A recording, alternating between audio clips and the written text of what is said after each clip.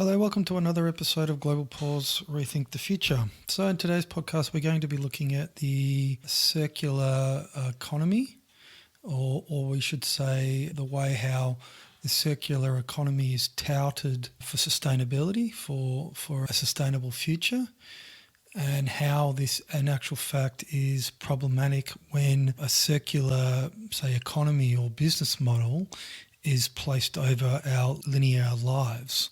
So if they are two different models, how do they reconcile? How do they fit? If they don't fit or mesh, then a lot of the aspirations for a circularity are going to be curtailed or circumscribed by not addressing what is not ever considered to be an issue when sustainability is given. Why is it that circularity has become the one thing that businesses and, say, the economy at large should aspire to? Now, that presupposes, I suppose, the context which this model is given is in reference to a way of doing things prior. So the way of doing things prior was there was no understanding of life cycle of the products specifically that were made or produced. And so any negative externalities resultant of the production process obviously weren't accounted for, such that the social cost was just given to all and sundry. So to make a business circular is to consider the ownership over the life cycle of the specific product.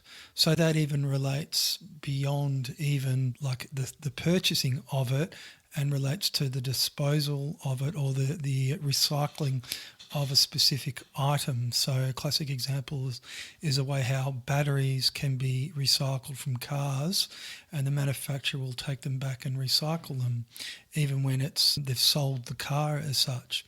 When you're looking at circular cities, if you're considering the civilization as just an issue of cities, then looking at ways how you can make cities more sustainable is looking at the way how you can have more of a localized context for the resources that they utilize in order to sustain themselves. And so therefore they're not a net, say, consumer of resources. So when we're talking at all, we're talking about resources, we're talking about materiality here. So what is it, what's different in our way of life though when we're talking about circularity as such? Now, if a model for business that was presupposed, say, a linear understanding, and so negative externalities were not accounted for, is that way of life still with us now? So you would have to say that it is. So in the way how that circularity is touted as being a new way of doing things, does that actually address the underlying issue of our way of life and maybe the symptoms of our way of life? So one of the things that we could look at is that if that business model, what does that business model takes as a given? There's certain things that it doesn't problematize because it accepts, it takes, what it does is there's a continuity between the way of doing things that occurred prior that it basically accepts almost as a dogma. Now, one of those things would be that human action is economizing. It's not inherently creative. It takes that as nearly as an absolute given. It takes the relationality of want is just accepted as a given, as to not be problematized in any kind of way. It also accepts, and this is the key point here because it all hinges off this, it accepts the unavowed utopianism of our way of life when we're resolving upon securing our time as a supplement. It doesn't problematize the nature of the claim that works on us when our time is an economic good, such that we are beholden to a form of utopianism or autism, for want of a better way of describing it, such that we limit our vision towards what constitutes life. So if they don't ever address that, they never take these things up, then the circularity that they presuppose as far as to be a way towards sustainability becomes a compromised in reference to any kind of effect that they could achieve. Now why? Well, think of what happens in the average sociality that we've talked about.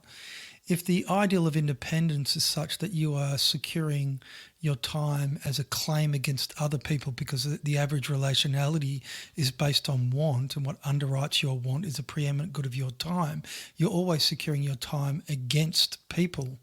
Now, to secure your time against people means to say that you're securing it as a supplement. But the issue here is that this whole way of looking at life is very diminutive in the sense of the sociality that you engender as a result of it. So the world becomes marginal.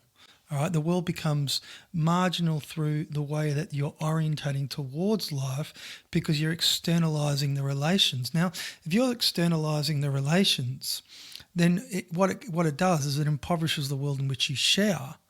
Now think of the way how that post-COVID economy gets framed. A lot of the kind of conversation around here is really looking at the way how technology can be a facilitator for business. But what is it working off? So if it's working off the fact that you have a scenario of social distancing, you've got this whole issue of public health such that people are now less likely to engage with other people, what does it presuppose?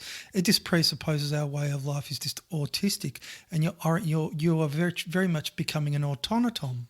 Think of another current within current kind of understanding of doing things. What is one-to-one marketing in this context other than the way of framing, of engaging the person, all right, but tailoring messaging and all, say, interventions to maximize return on investment for business, because it's no longer, if you're not, so there's two ways that we're going to be heading. You're going to either kind of have this hyper personalization, which is just presupposes a form of the unavowed utopianism or intrapersonal exchanges, or as Ludwig von Mises described it as autistic exchanges. Or the other thing post-COVID is that people will realise that if they question their way of life and there's a diminution of what it means to be human when you are denied basically interaction with other people for supposed threat or not, and that the quality of life, the life that is presupposed is one where it's a diminution, but that diminution is seen as an opportunity for business in order to quote unquote, embrace the low touch economy. Is that something to champion? Because if it's not, then what people are going to do, it's going to draw people closer together. And so therefore, if you're looking at the way how this would be defined as far as market dynamics go, because that's our way of life, then you're going to have one that's going to be more aggregating of a demos, all right, people coming together, and the other one's the atomization of people, and which is the continuation. So when you're looking at circularity, how do they presuppose, how do they implicate sociality when the way they frame it? Sociality is always in context invariably to market dynamics that relates to labour practices primarily. It never questions our market-orientated way of life. Why? Because it's talking about business. So if it's talking about business and you're talking about the economy and you're talking about a business model, what is business activity other than economizing action? So what is economizing action? What does economizing action produce as the form of life other than a consumer? So their economizing action presupposes that you are economizing your action and you are producing yourself as a consumer. So when business or the economy is touted as being circular, what's the unquestioned given in the way how that they were framed change? A lack of agency on the part of people, a diminution of what it means. That is the perpetuation, the continuum of the unquestioned when you're looking at the way how that you are considering change in light of a circularity, as it were. So in this case, the resource, the way how the resource is framed, it's never looking at the way how our time is considered to be a resource, to be a means, to be an economic good. And if our time is an economic good and it is a resource, it's a means towards the end, what does that resource, what do those means that are utilised produce as the outcome? And that is the consumer. So you have to think that if you're a person, is a consumer a form of life that you want to inhabit post-COVID? right? Because if you want to continue with a way of life that perpetuates itself, irrespective of the narratives around sustainability, but then you're not looking at the way how that you are compromised in reference towards life because of the claim that works on you, then the touting of change as far as sustainability goes, or any kind of different form of a different way of doing business, the problem with saying a different way of doing business just presupposes that the action is economizing and is not inherently creative. So the way how circularity is given is just the tacit acceptance of managerialism. It presupposes a form of managerialism, because if it doesn't potentialize, if it doesn't consider the nature of human action as being inherently creative, and so giving people credit that they create their lives, then it means to say that that givenness presupposes that the world is just given and is managed on your behalf. All right, so the context for change is really hardly any change at all. It will be work marginally in the sense that we'll use the issue of sustainability and resources, but won't consider the nature of the way how that when our time is an economic good, it produces a form of life that is diminutive, that you have no credit other than your want. So how is this way of addressing doing things problematize the buyer journey that you are on, being born on the face of the planet? How does it? Because like I said, it does, if you're looking at the buyer journey, and the buyer journey is not relating to a specific business, but the fact that you are on a buyer's journey. Life is just about buying shit. All right, life's about securing your time as a supplement in order to style it. All right, because what underwrites the aspirations is the ideal of independence. You're on a buyer's journey. So how is that? How are you potentializing life in a way where you won't be on a buyer's journey? Now, you'll say, well, it's more than just buying stuff. But if you're securing your time as an economic good and it's as a supplement, and you go spend time with your friends or family, you've secured your time as a supplement. It's our way of life is totalizing. We're not potentializing a form of life that we can transcend the claim that works on us. So when the economy is touted as circular, business models are touted as circular, you have the way how that the change is framed post-COVID as far as a reset, low-touch economy. What is the things that never question, that they accept as just a given? The diminution of what it means to be, the passive acceptance of consumers, of this, that people are just consumers. All right, there's no agency.